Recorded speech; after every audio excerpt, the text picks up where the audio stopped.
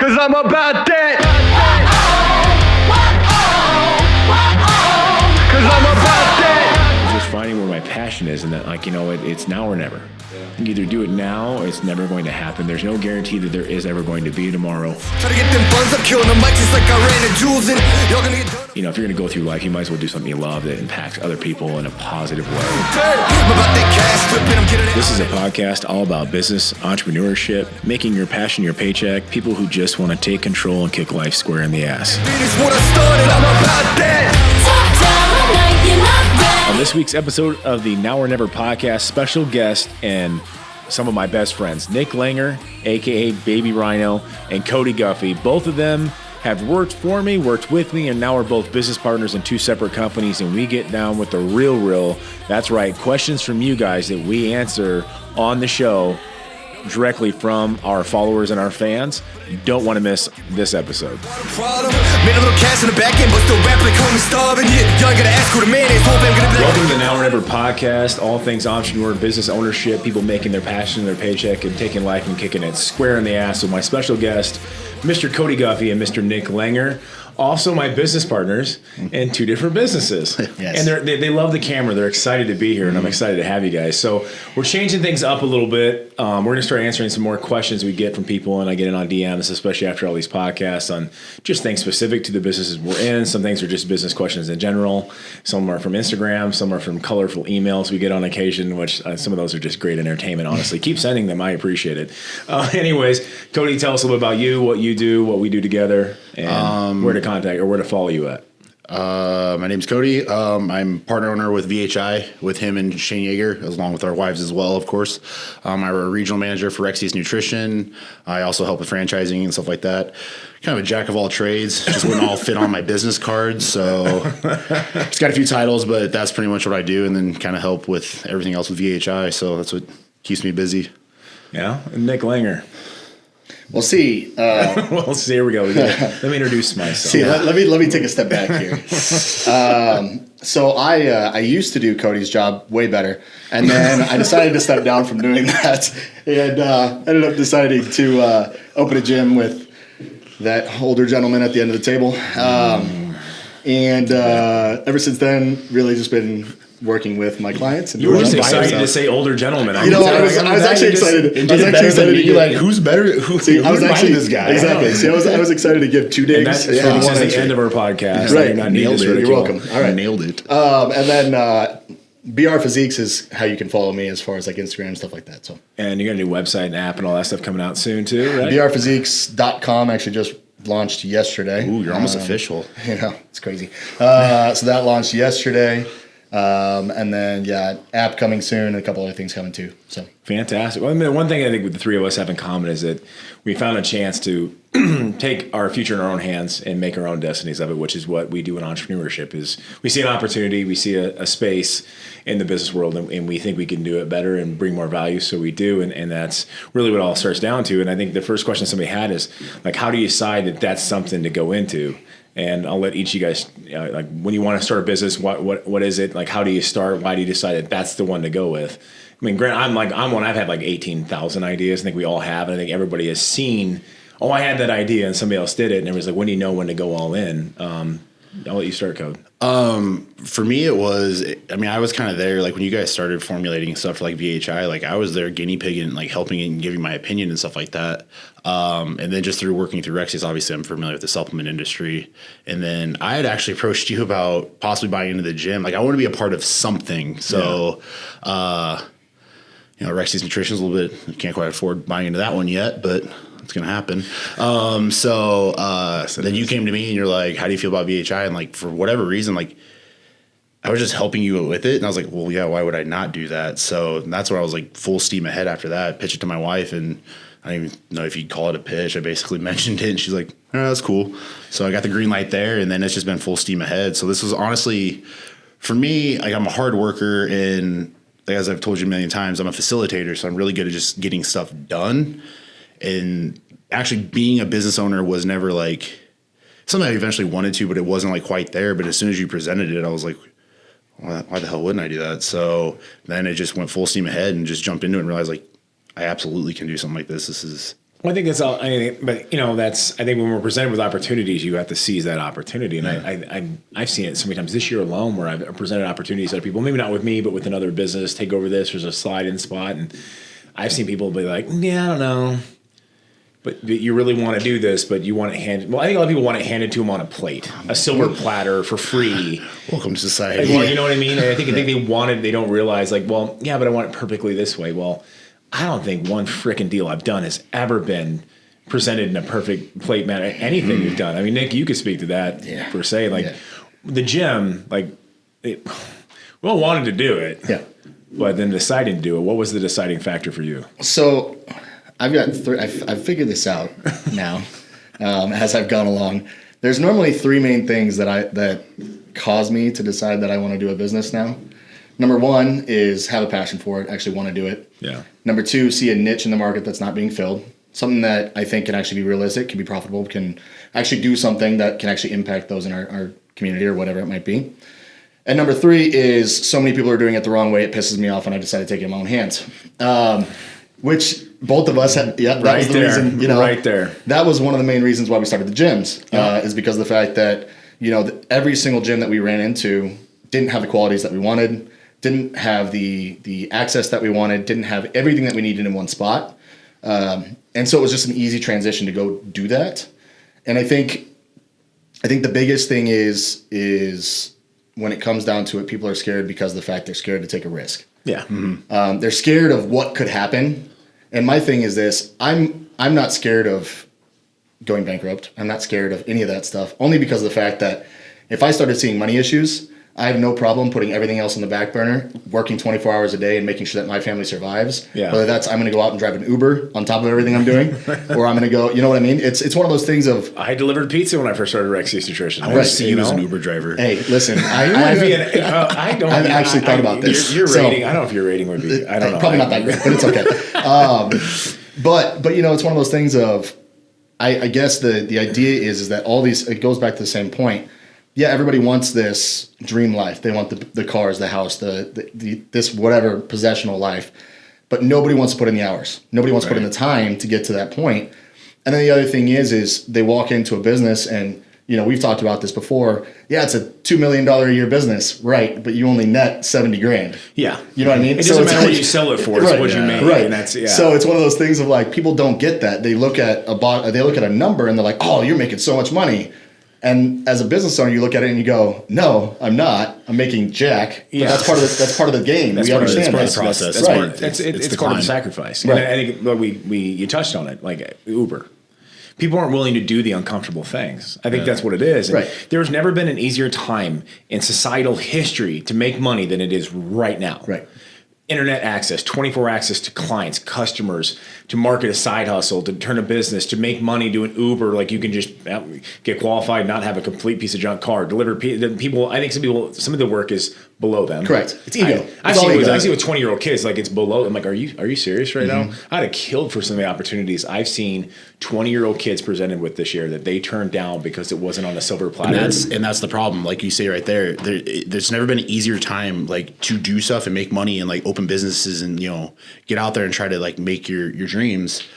But nobody's willing to work hard enough and stick with it. That's the problem. Like it's a marathon, not a sprint. And people don't get that. Like they try a little bit and they're like, oh man, that's kind of hard. Well, no, it's a grind. And it's going to be a grind. Okay, let's look at it this way.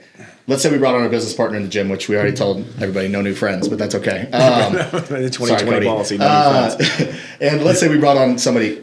Is that person going to be willing, 2 years now that we've been in this business, over 2 years, is that person going to be willing to clean toilets and do the basic stuff that nobody wants to do as an hourly employee, let alone an owner, right? Yeah. But that's still stuff that we're doing 2 years later into this business. And so it's one of those things or like, I remember you talking about before you guys went to Olympia, making all those packages of the OPP popcorn. Staying up all night by just hand. making hand samples. And that's the thing. It's like, okay, look at it. If you're looking at it from a business perspective, it's all the grimy, dirty, nasty shit behind the scenes that you have to do to make that business successful. It's not the glamour of making all this money and having all this stuff. That's years down the road, and we understand that. No, you remember that. It was a couple years back. I think you were working for me. I'm not sure you were yet, but we had an employee that it was on a group text. They didn't realize I was on the group text because we have some employees. Be like, I don't get paid enough to plunge toilets. Yes, I was on. I was around at that point in time. And so I just, I didn't pop in. Okay, so what I do on a Saturday morning, I marched right down to my maple shop, took out the plunger, plunged the toilet, scrubbed it. And I didn't mean, I go, listen, monkey see, monkey do. I said, or do you really feel like cleaning toilets is beneath you? Because I'm the CEO and I'm doing it. And trust me, and I've said this in the Logan podcast, nothing you guys do could be close to as disgusting as the stuff my kids do, so it doesn't bother me. Right. Because it doesn't. I have 6 of them. Although some of our members do kind of some really nasty stuff. Yeah, there's some nasty stuff. It's that. But you touched on it. People don't have the patience to work long enough. They really don't. And so, it's a oxymoron of anything. I call it being impatiently patient. Be impatient enough to never be satisfied with where you're at, so you always strive for more, but be patient enough to work harder and longer than anyone else. And that's the true, I think, success to these guys to know when to go is being impatiently patient. Mm-hmm. Never be satisfied. The second you're satisfied, somebody else is going to skyrocket past you and do all the little things that you quit doing. And we found that at Rexy's a couple years ago that we'd stopped doing some of the little stuff. We just did, and I'm like, we got to get back to the basics because the basics work. Mm-hmm. And in business, it means the owner has to be there. They have to shake hands. They have to kiss the babies. They have to go out. They have to do these things that create repetitive, successful traits. And I think people don't have the discipline for that. They see the like you said, the flashy cars, the houses, and all that stuff. And there's an overnight success. That's 9.5 years later, that's always my favorite. Overnight. Yeah. I love hearing like celebrities and people who obviously hit it, entrepreneurs and stuff like that. Yeah, I worked, 10, 20 years becoming an overnight success because people just always say that, oh, man, you just struck it big. I'm like, no, this is like what it takes. Well, and I think going back to the guy's the question was, it was like, when you know when to go. Like, if you're just doing it for money, you're never gonna. No, and it's 1 in a billion they're gonna do that. Okay, so if you're just doing it for money, people will read that. You don't have the passion, and if you don't have passion, you can't do the long haul. And that's you what can do it for a short to. time. And I see it in the fitness industry a lot. We'll go ahead and touch on this just because it's one of my genuine annoyances. The InstaFit stars. Yeah, that's across the board for everybody. We'll just go ahead. The InstaFit stars. And they're doing programming, and they're doing little videos, and here's me doing a lap pull down. Great. What value are you bringing? A lot of them are doing it for money. Right. Some are doing it legitimately, and I love it. I mean, bring it on. If you literally encourage one other person to get off their butt, go get in the gym and take their health seriously, I'm all for it. I don't care. No. Whatever gets you to the gym, whatever you got to wear in the gym, I really don't care. Right. It's not me. I'm never going to be there in pants tighter than, a 70s girl in jeans, which whatever. Yep. I don't care. Whatever gets you there, that's fine. Whatever music you got to listen to that gets you, I'm cool with that. But people are literally starting to program clients that have no idea what they're doing, charging because of their popularity on social media instead of actually knowing what they're doing. And it pisses me off, and I think it's more than anything else, is you're going to screw people up. Correct. And then we're not going to get them back into our industry for 10 years. I mean, the problem is, though, that's all ends of the spectrum because there are well-known coaches that are screwing people up, too. So my biggest thing is, and something that I kind of realized a couple weeks back, as I was sitting there kind of looking at it from an outside view, is from a individual that is knowledgeable and understands how to do these movements in the body and what needs to be happening. Just like Meadows, we need to have people that are creating the content that's done correctly. And that's done with smart individuals that know what they're doing. And so it's one of those things where it was kind of an eye-opening thing for me. It's like, I can't necessarily hold it against those people because they're doing what they know. And there was a lot of dumb shit that I did. We both know this. All of us did this stuff when we were younger. I mean, you just looked at it like that. But it still comes to the same aspect, though. Like, you didn't take the time. And I noticed a lot in the gym. And I think it's the fact that, you and I have been our personal trainers, where at least for me anyways, it annoys me that these people that I know have no credentials, no background, no nothing. Right. And they're like bro sciencing it up. Yeah. Like, yeah, I did that once upon a time, but I sure as hell wasn't training people. Right. I sure as hell wasn't passing that down to anybody else. Because I was learning myself. Yeah, it's just hard, especially in the day and age we're in, where everything is so social media based. Right. That it makes it hard. And it's one of those things that I would encourage anybody listening to this to take your time to figure out who you're listening to. Because when it comes down to it, it's so easy, especially anymore with the algorithms and how Instagram works and Facebook works. Anybody that's got a good amount of following and response back to their followers will get bumped up way higher than anybody else. So there's a lot of great information being put out there by a lot of not as well known individuals. Yeah. Because they don't have the pretty pictures, they don't have the pretty videography, and so when you're actually watching stuff on social media, pay attention to that and be smart about this. analyze what you're actually taking in, and don't just take everything because someone's ripped at 190 pounds. Don't get wrapped up in like the cool outfits they have Right, and stuff like right. that. Just understand that it's a process and it's a learning process the whole time. I mean, that's not even just training; it's just everything. Yeah. Everybody automatically. I just notice nowadays in age, and it really I do attribute to social media is all of a sudden everybody is a professional. Correct. Everybody's an You're not. expert. Everybody's an expert. Yeah, I mean that's a better way to put it. Like all of a sudden Actually, everybody's an expert, and it's like, but you're not. But that's the thing, though. That's business. Business, realistically, from a sales perspective, right? When we're talking sales, as a sales guy, I have to be confident that I am the expert in what I'm talking about. The problem is that people are not putting in the prior prerequisites to get to the point where they should be. And referred actually, to as an it expert. actually That's what ties bothers in me. another question. They said, like, how do you, and it was just another one that came in that, like, how do you realize as a seasoned business person, like when you're good at what you do, when you're good at being a trainer for so many years, or you're good at running businesses, like when you take advice from other people? They don't run discounts. What's that? They don't run discounts. No, they said like when should No, I'm saying how you actually find out if somebody's really good at business. No, what they were asking was like, how do you, as the business person, realize that maybe you should change your stuff, even though you've been doing it for a while? Yeah. And it comes back to ego. Don't be egotistical. Right. It really is. You got to care more about the result of what you're trying to accomplish than you do about your own ego. Well, and this is the thing. Instead of it being me, I'm the best, people start telling you that you're good at what you do. yeah. And then once you actually start getting people telling you you're good at what you do, maybe you're good at what you do. exactly. You know what I mean? You might have something to it. Let your results speak for yourself. Like, let the moves make the noise instead of you. And that's like VHI, like with us, like it was out for a year before we announced that we owned any of it. Right. I wanted the results to speak for themselves. And then plus So it wasn't backed by a different name or it wasn't Yeah. backed by anything else. It just showed that they were quality products and everything that we carried. And then, we can actually announce that and be like, oh, yeah, by the way, this is like ours. But And I think part of it, having a core group of people around you trust that will call you on your shit. That's it. I mean, that's just it. No, And yes. we do it all the time. And that's, Yeah. I think that's part of the ego question. Where like, and not my ego get in the way. It's like, I have people that I trust that call me on my crap. I ask them to audit. Like, it's the same thing. Like, you both have no problem telling me when you think I'm wrong. Yeah. And I sit back and be like, I am right.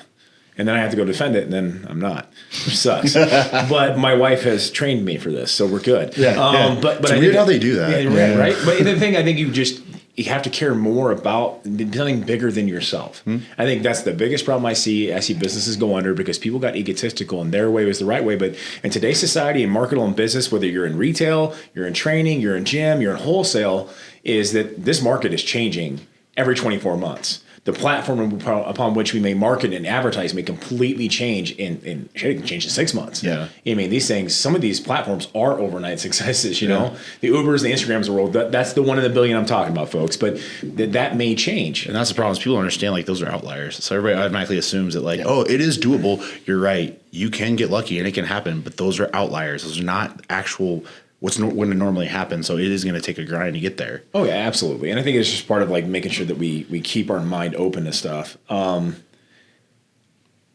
definition of being leader and not a boss, specifics. Well, the toilet. That's for I was gonna say, we got to touch on that. showing by your actions. I mean, it's a leader is always going to end up being the person that does first and expects others to follow. Exactly. Right?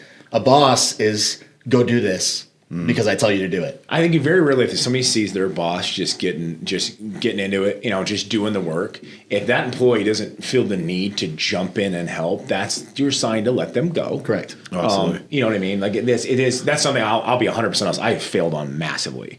Is holding employees accountable and letting them stay too long. They shouldn't. Nick's like, it's true. Well, it is true. It is true. I don't have an opinion on that. Yeah. But I've done this ever since because I always I guess maybe I always feel I take it on me like I haven't been a good enough role model. I haven't led by example good enough. And then I brought up like if you're sitting in there cleaning and somebody else is just sitting down on their phone while you're doing it, they don't get up to help. That's kind of your sign, whatever business that may be in. Yep. But it is hard. Employee accountability. There's be a timeline. The things that I need to. I mean, we all need to. That's part of not dropping the ego. Is I'm like, okay, what do I need to do better? And I think it's where you and I have had great conversations on. I see. For me, it's always I want, especially in my role, just say at Rexius, as regional manager. I always want like my managers and everybody to understand that like I will be in the trenches with you. So obviously Black Friday is huge for us. We're in the retail industry. In my position, could I have taken that day off? Probably. Yeah. but why would I do that? It's Black Friday. How on earth could I look my managers in the eye and be like, hey, I'm going to go watch the Husker game, but you guys go ahead and work? Like, no, I'm setting a bad precedent right there. And like, then how do I expect them to do something later? For instance, a couple weeks after that, I had a couple managers step up and rock out this show that, I didn't honestly have them properly prepared for because I was dealing with other stuff. That's not an excuse by any means. I dropped the ball there and they stepped up and like saved me, if you will. So it's leading by that way, because then these people will start to see that and they want to jump in. I think when employees tell me, God, you make me feel lazy, that's like the greatest compliment I can possibly get ever. But it is, I think part of that too with like employee timelines and being leader, not a boss, is setting accountability standards. Yeah. For me, it's something I'm new. Like there needs to be an employee timeline, as in, okay, at this point in time, you need to be able to do this, X, Y, and Z, holding everyone accountable. I think we all can get better. We all can sharpen ourselves, including the boss themselves. And I think they need to see that as well. And depending on the size of your organization, like Rexy's has gotten so big that we have a regional manager to like be a buffer between me and them, because just because he's still doing it. But like, hey, like you said, with be a leader, not a boss. Like I'm working Christmas Eve. My wife's not particularly happy about it, but that's where I was. But I mean, it is what it is. It is what it is. Yeah, you got to do what you got to do, and that's just I like to work though. When you like what you do, it's not work. Sometimes it's exhausting, but it's not work per se. So that harbors back to the passion aspect.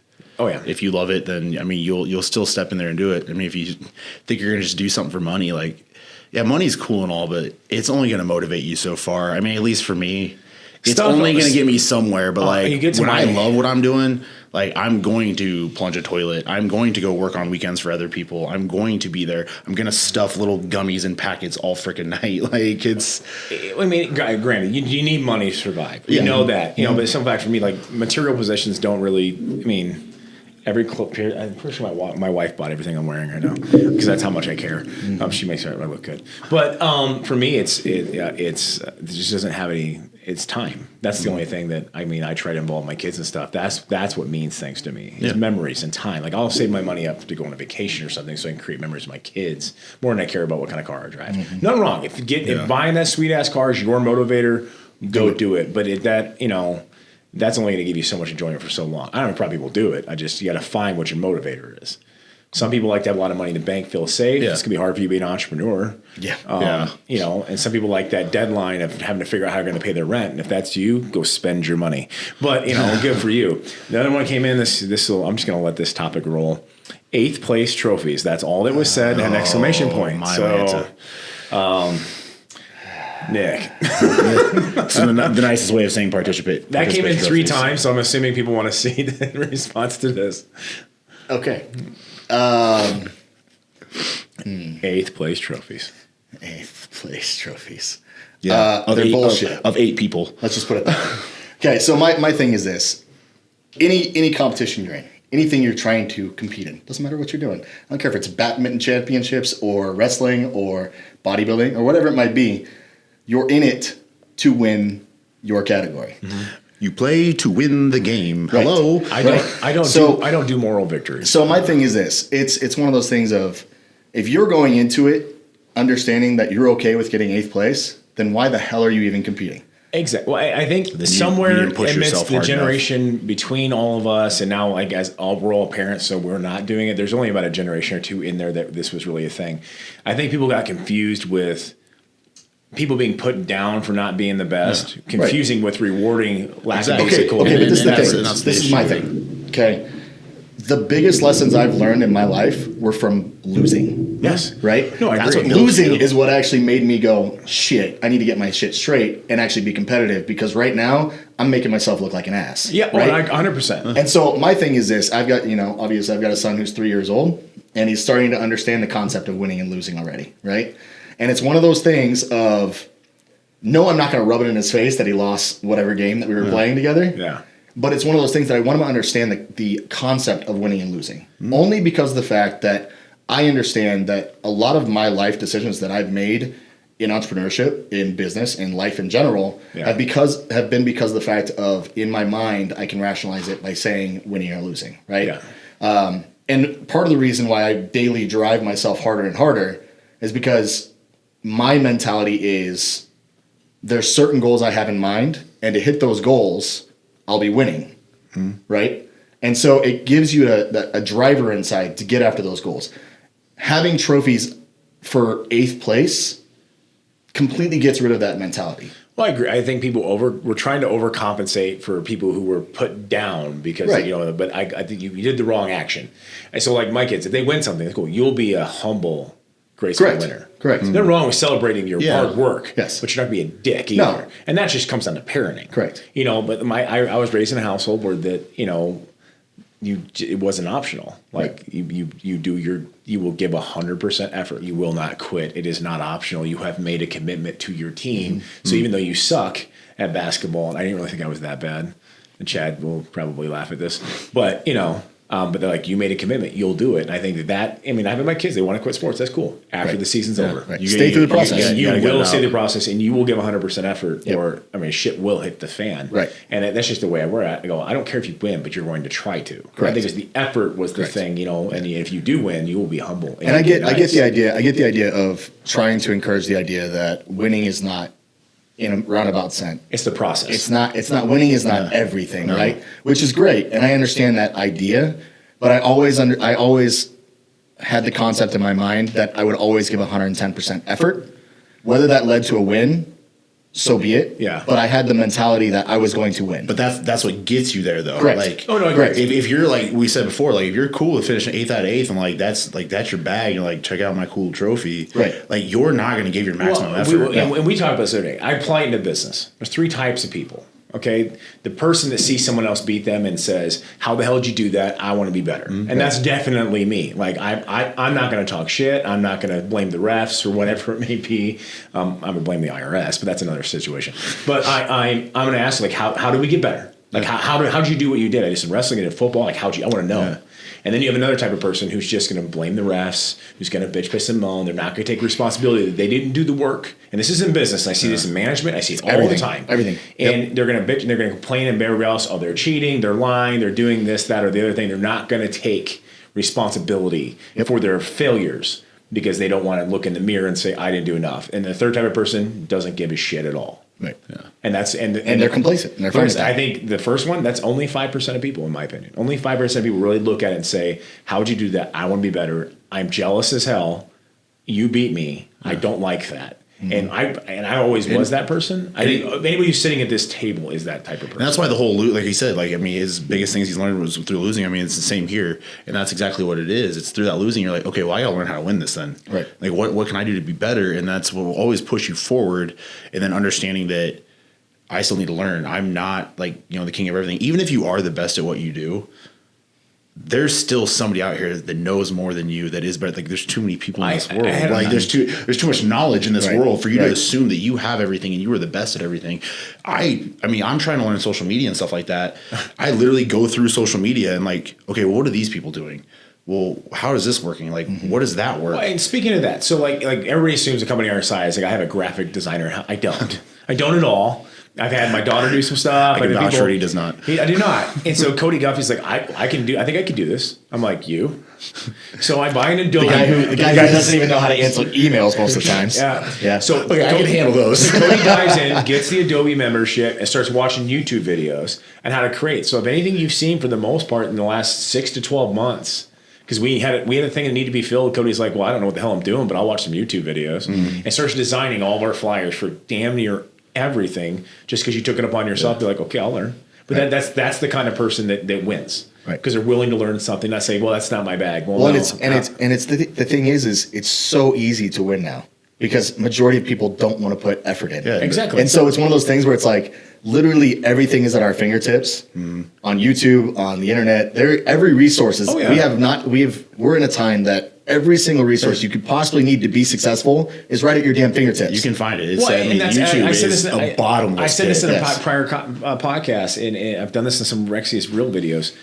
That's why I'm excited for my kids because they have less competition. Right. Think of our grandparents and our great grandparents. Right. World War II, Greatest Generation. Everybody was a hustler. Yeah. They were. Everyone was out grinding. Then our parents, most of them, a lot of people aren't doing that. They're not. So I feel great for my kids because less people are willing to put in the hustle. They just want to complain and whatever. My kids, I'm raising them correctly. Like, you will grind. You will figure it out on your own. If you don't bet on yourself, you can ask my daughter. She started her business. I didn't give her 1 red cent. I helped her file her first LLC with an online coupon because I'm a cheap ass. It was also her birthday present. And I said, go bet on yourself. If you don't bet on you, no one else will. Right. And so she'll tell you her first company, she was 18, 19. She did that on her own. That wasn't me. People assumed, and she hated it. I go, they're going to assume it because we're good in business. But like, I think I'm excited for my kids. You're excited for your kids, and whenever you guys have kids, The feeling of like it's on you motivates so much. I mean, the real true like eye opening I had on that one was through school. Like, I just was not great. Well, it was more that I was lazy. It wasn't that I couldn't handle doing schoolwork. I was just lazy. I didn't want to do it. I didn't like school, so I didn't do anything. Barely graduated high school. For God's sakes, my graduation gift from my parents was the night classes of NovaNet that I had to make up credits. That was my graduation gift. That's how bad I was. Well, I mean, like, I went to college, and then I learned that, like, okay, well, these loans are on me. Like, this is on me. Like, it's time to, like, it doesn't matter. Like, my mom's not here to wake me up. Yeah. So, and then I wound up graduating with a 3.7. Like, so it's, when you realize it's on you, like, that's, to me, that's the greatest motivator, because, like, well, I got no wheels to blame. So, like, if I fail, I fail. So you can use that to drive you. Well, I think that's just it. I think because maybe, I had to go through school, playing sports to pay for school. I had to work 2-3 jobs. My parents, they were like, you're on your own, go get it. And at the time, I hated my parents for it. I'm like, this is bullshit. Everybody else has cars. Mine's held together with duct tape and Mighty Putty holding on my headlights. But at the end of the day, like, figuring that out, how I was going to get back home with gas. And I'm talking in college, recycling cans. Thank God I drank a lot, so I had a lot of cans. It was college, Mom, sorry. Using that for gas money, whatever. Like, finding that grind made me appreciate so many things so much more. And that's why we sell the stores, our franchises to the people that we do, because I'd rather have somebody that knows what it's like to be hungry, because I don't have to reteach a work ethic. And I think the more guarantees you give anyone, whether it be trophies or in business or in life, the more guarantees that they have a chance to fail. Right. Because they're used to it. Yep, they're used to winning. They're used to winning, and if you're not used to learning, losing sucks. Which again, this goes back to the conversation about Instagram stars and stuff like that. A lot of the generation of Instagram stars that are coming up were brought up in that generation of I always win. Yeah. Right. And so they were brought up in this mentality that everything they do is it's God's gift to the earth. Right.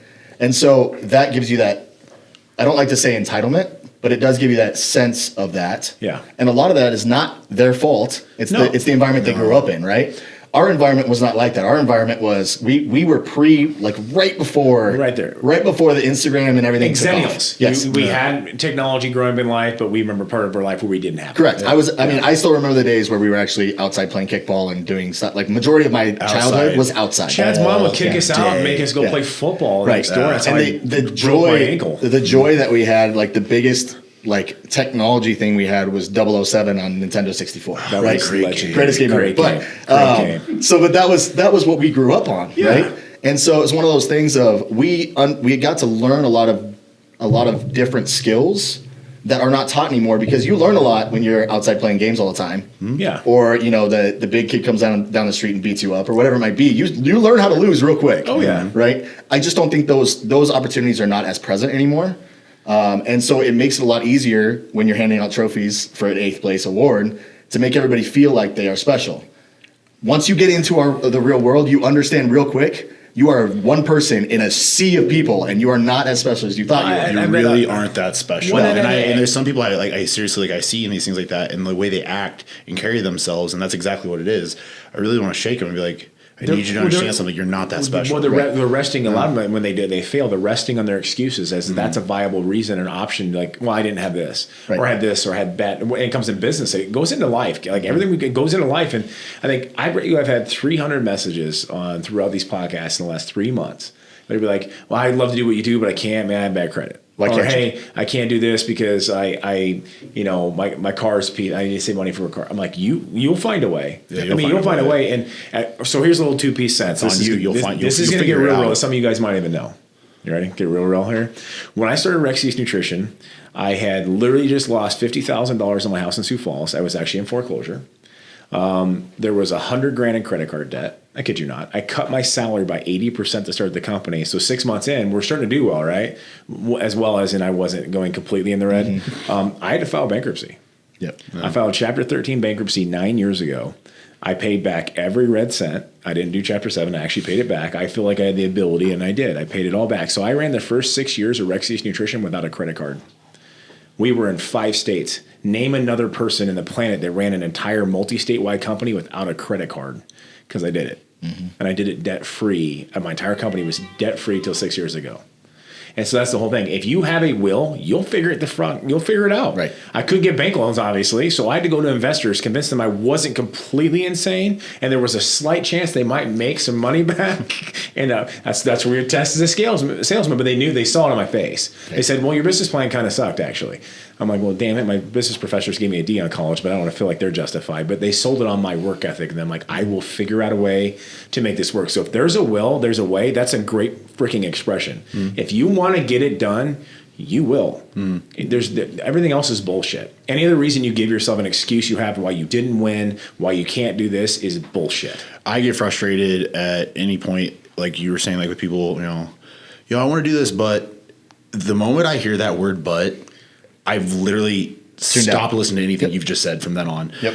Somebody apologizes to you, then says "but," you just negated your entire apology. Yep. I could have done that, but well, you just gave yourself an out. Like, do not give yourselves out. Like, that's what frustrates me. My nephew's about to be 16, and dude works hard, and I love it. Like, but he has his little. I mean, he's younger, so he has his moments where he'll like give himself like that out or something like that. I mean, he really doesn't do it often. I mean, but it's those little things like don't give yourself some aspect of failing, and I think that's why he's going to achieve so much, is because I see a lot of that work ethic in him, and like in me, like he does it every now and again. I just kind of correct him a little bit, like, don't ever do that. Do not ever give yourself an out. Right. You have to figure it out. Just assume that. I mean, I would say the biggest thing that you can do for yourself is take the word "can't" out of your dictionary. Oh, absolutely. You can trust me. You can do everything you put your mind to, and that's as cliche as that sounds. Yeah. But what I will tell you is this: the smart individuals do everything they possibly can, and then ask help of other people that are better at shit than they are. That's all it is. That's all it comes down to. Me training my client. Right. Plain and simple. This is my first time ever dieting somebody for a show. Like, I can do general nutrition. That's fine. I've been training but he wanted to do a show. So like, all right. I straight told him, well, I'm learning just as much as you are. Like, I know some of this. When it got down to it, like, I leaned on you heavily. Right. Like, dude, like, I don't know what I'm doing. Like, I need to like find somebody who's better than you at it and pick their brain. Right. I mean, this comes down to ego. Yeah. Again, this comes down to ego. As a business owner and as a entrepreneur and somebody that understands what's going on around you, you have to also understand that you are not a know-it-all. Yeah. And that there are people that know a lot more than you and are better at what you could be doing, and you need to source that shit out. And just focus on what you are really good at. Yeah. And kick the living shit out of that. Exactly. And let somebody else take everything else. Because that's the thing that, and I know it's been a hard thing for you too, is it's hard to delegate out when you're talking about something that you've poured your life into. It's very hard to do. But it's one of those things that if you pre-qualify who you're working with and you understand that, no, they're really good at this and I suck at it, and I could increase profits, or I could increase production, or I could increase the ability to create better content or whatever it might be, hand it off to them. Let them take it. And that's the thing I've done like the last 2 years. And guys, I'm 10 years into this, and I've only been really delegating because I've delegated the wrong people before, and it burned me. So then I got like really tight gripped on it's like one of my kids when they're toddlers trying to get away with that blankie to get rid of it. That was me with this business. But I'm also like, that's what having you, huge. You, huge. My wife, who's way better at a lot of things than I am. I'm like, do it, but it allows me to focus. Like, I wanted to jump into this, doing these podcasts and do these things because I believe in this stuff so much. And I want to be what I needed at the beginning so bad that I didn't have. And then Chad comes along.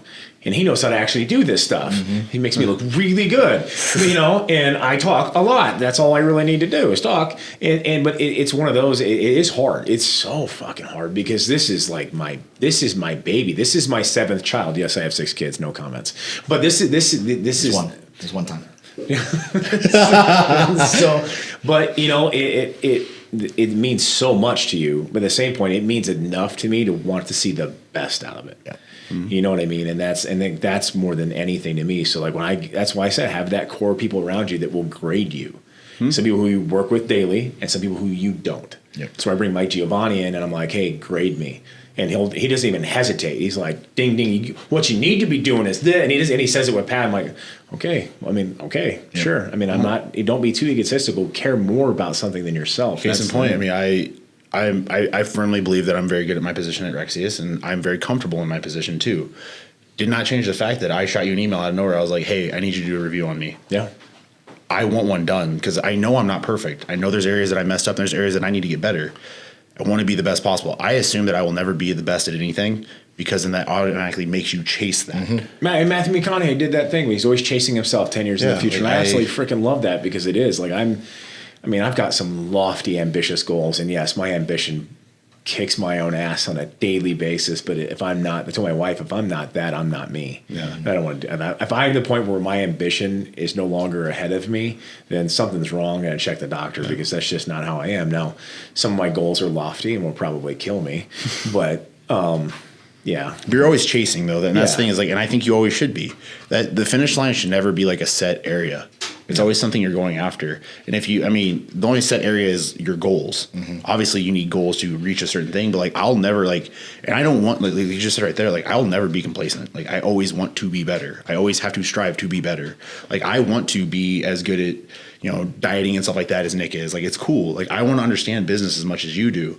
Like I'm always learning these things and you always want to pick like the brains of everybody that does that. So but something we got in the last when you and I had a podcast, we talked about in the gym. Here's what you need to do, and a gentleman, and very nice, deleting his comment, but I never got a chance to reply to it, which really pissed me off. He's like, "Why not pick a business model with faster margins and better income?" I'm like, you kind of missed the whole point. Correct. The point is, I poured myself into something I love. I saw a niche, and not everything is about monetary value immediately. We all want to make money. Right. The best things that make money take time. Mm-hmm. Look at Amazon. Jeff Bezos, 1999, that picture, he's in an office with a piece of paper hung on the wall that says Amazon. They like painted Amazon on it. Yeah. And it's look at a lot of the best things, but they were broke. Apple, all those guys started in a garage. I mean, that's the whole point. It's, we were like walking this office in the podcast room, like, this is awesome. Like, not realizing that for the first 6 years, I was stuck in a desk that I got for free from some house my aunt bought, and it had a funny smell to it, so I sprayed a lot of Febreze on it. Sitting in the back of my center shop, and I had like a cubicle curtain. That was my office for the first 6 years of doing this. Then I moved into a rat hole behind Krispy Kreme, but the smell of donuts was too much for my diet needs every day. And so then it finally came up here, and even then, but it's just one of those things. Like it's just grinding. That's just what it is. You got to love what you do. It's not about. We all want to make money, so don't take that wrong. But I'm willing to do longer what you're not willing to do, and that's why I'll win. It's the corniest thing ever, but it's fall in love with the process. It is, and that's what I actually enjoy it. I kind of like. Nobody loves setbacks, but like you learn from them. Like you said, when we kind of had to restructure there's some things that like we let fall through the cracks. There's a little bit of complacency there, like. And we got punched in the face with it, so we refigured it out. And like, and part of it was honestly, that was a point in time where I had a lot of the personal shit, and I let being CEO get to my head, and I'm gonna let people do this, that, or the other thing, and I don't think I did my job. And I listened to this with Furcell a couple of years ago. You tagged me on it. He said, "Be the CEO of your freaking life first. Mm-hmm. Like, know what you want to be in 10 years, and let everything else reflect that mission. And if anything else in your life isn't reflecting that, then you're doing it wrong, and you need to fucking fix it." Mm-hmm. And I realized none of this is reflecting where I want to be in 10 years, and it was a wake up call. And because he sends me some post and gets me all amped up and pumped up, and I got this idea in my head, I'm going to fix this. I'm going to do a podcast, and here we are. So, any last thoughts, guys? I don't really have much. Harper back on it, just always strive.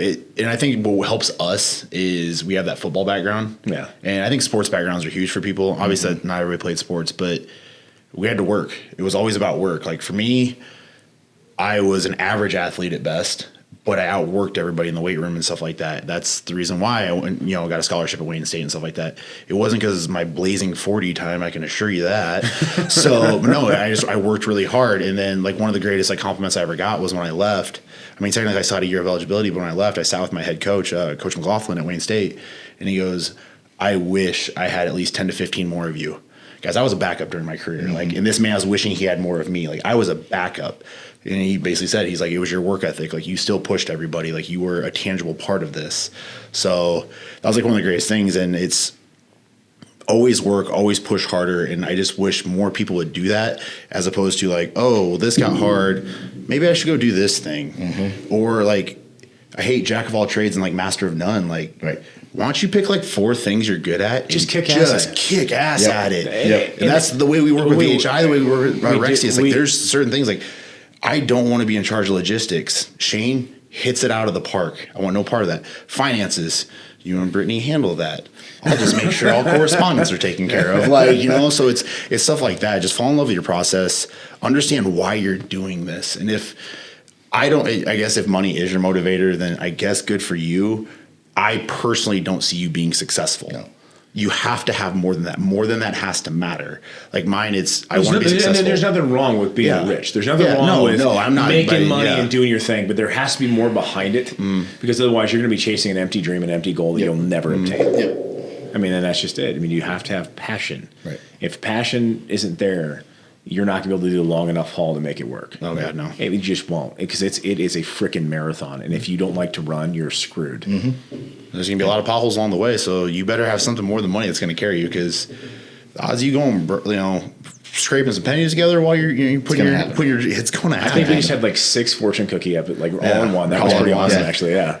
So I would say, closing this out, my main thought would be, if there's any word of advice, it would be consistent effort and impeccable execution on what you decide to do and what you're passionate about means more than anything else. Amen to that. Because when we're looking at this, and everybody has great ideas, there's a lot of great ideas out there. The issue is the execution. Yeah. Execution doesn't happen because people don't want to put in the effort. So if we can have that consistent and motivated execution, trust me, you can do whatever you're passionate about. You just have to execute. And that's my thing. My word is discipline. It takes discipline. I don't have to get up in the morning. I did not have to get up at 4:30 this morning, but I had the discipline to do it. I guess it's that old football coach. My football coach in college would say to me, somebody's up 10 minutes earlier than you working hard before you even got out of bed. And that will always bug the shit out of me and drives me insane. Because no matter how early you get up, somebody else out there is still getting up earlier. And so did I have to today? No. But I want to be the best. And so that drive has to supersede your own personal bullshit. Yep. So awesome. Thanks, guys. I appreciate it. Tune in for the next episode. I'm not sure what kind of craziness we're going to get into, but I'm sure it's going to be entertaining. Hopefully it's more fun. Hopefully it's more funny stuff. I like funny stuff. I will get more funny questions next time you guys are on. Good. All right. Thanks, guys. Appreciate it. Yep.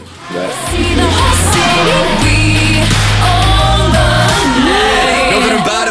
Wanna man, I can bring the drama, but it ain't by chance. I'm fucking rapping. You don't want a problem.